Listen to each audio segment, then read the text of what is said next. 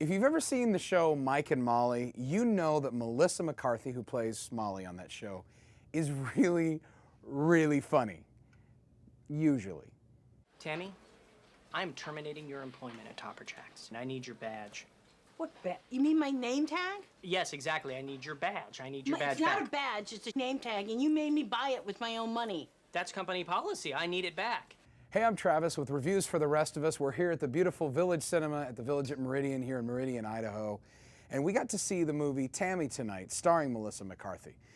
If you're not sure what Tammy's about, kind of blend, if you've seen Bridesmaids with Melissa McCarthy, with Thelma and Louise, and you're kind of close.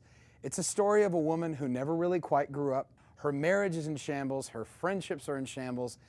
Really, her whole family is a mess. And she decides she's going to take a road trip and has a really unlikely road partner, her grandma, who also just happens to be a complete drunk. Got something on the radar at 3, that's 9. Where are you putting your 12? Straight ahead, look at 3.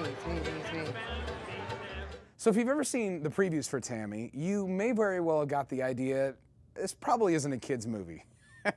And you would be right. This movie is rated R, and it's rated R for language. There's lots of language all throughout this movie. But here at Reviews for the Rest of Us, we try to look at movies like we think you look at movies, which is, we all kind of ask ourselves 3 questions when you see a trailer for a movie and you think about going to see it. Is it any good? Is it entertaining? Is it worth spending the money to go to the theater or wait for it on Redbox? And if you are going to see it, who should you see it with? Well, as far as how was it? Was it entertaining? Wasn't that great. In fact, I have to be honest, I was a little disappointed. I'm a big Melissa McCarthy fan. She's hilarious. Some have called her like the female Will Ferrell. And there were times she was pretty funny in this movie. Kathy Bates is in this movie. I love Kathy Bates, one of the best actresses on the planet. But even Kathy Bates really couldn't save this movie, unfortunately. So as far as the movie itself, yeah, really not that great. Is it worth seeing at the theater or waiting for Redbox? To be honest, probably worth waiting for Redbox. Now, there's a lot of other movies out right now that are totally worth seeing at the theater. Even Transformers 4, which we reviewed last week, wasn't the best movie in the world, but it's sure fun on the big screen. This movie, probably worth waiting for on Redbox.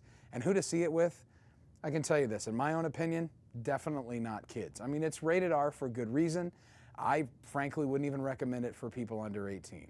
And as far as going to see it at all or seeing it at home, wherever, this is probably more either a date night movie, maybe, or a girls' night movie. Maybe a girls' night movie. You'll get some kicks out of it and such, but honestly, if you're looking for something entertaining, there's probably better choices out there. There's good news, though, for this 4th of July weekend. There are still other movies totally worth seeing at the theater. Movies like Transformers 4 or Edge of Tomorrow. And in fact, speaking of tomorrow, as a special 4th of July weekend doubleheader, we're going to be releasing our review of the new DreamWorks movie, Earth to Echo.